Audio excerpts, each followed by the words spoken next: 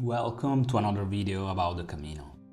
Today we're going to talk about the Monastery of San Antón. Founded in 1146, was the headquarters of the Hospital Brothers of St. Anthony on the Camino. Their primary mission was to care for pilgrims that were affected by the St. Anthony's fire, a serious illness back in the day in the Middle Age. Today, only the ruins remain.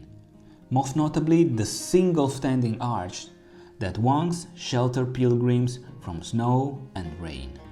Another place full of history here in the Camino. Literally, it's just here. You can see it's the San Antón Monastery, and I really like it because it's, even though it didn't stand completely the test of time, it's a symbol, a monument to the Camino, right? Same as we had in Puente la Reina, a monastery with its roof covering the way so the pilgrim could sleep down there, you know, and a couple of holes there. There used to be like a small door. Through those walls, that's where actually pilgrims could get their food, right there, in those holes. I'm talking about Middle Age, of course, but what's even more famous about this monastery is that the monks, they were kind of like pilgrims, you know. You used to wear like these black clothes, and on these clothes they had a red painted Tau symbol, which is the kind of like T-shaped symbol you saw at the beginning of the video. And on this symbol had a lot of meaning for them because they saw themselves as helpers of the pilgrims.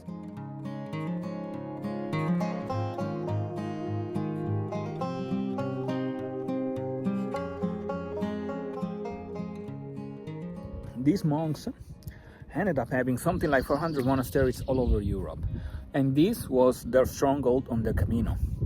Not only they were famous for this, but they were also famous for curing a disease called the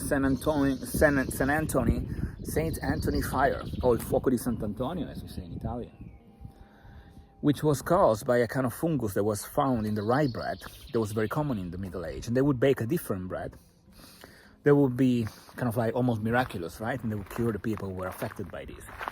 Of course, it was no miracle, it was just a change of diet.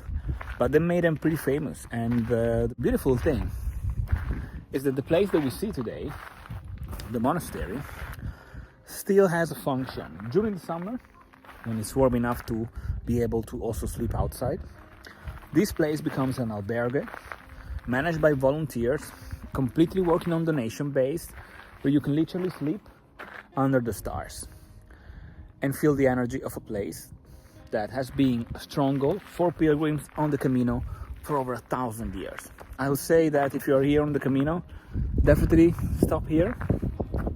Think about how this could have been over 700 years ago and feel like a pilgrim in the Middle Age.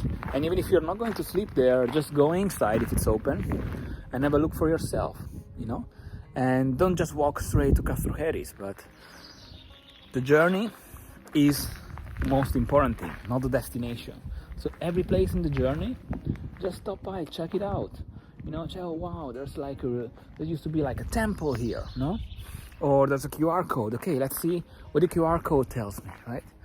You might not even be here anymore anytime in your life. So you better enjoy what you see and get to know a little bit of the history there. And you might find something very interesting like we had today in the Monastery of San Antón.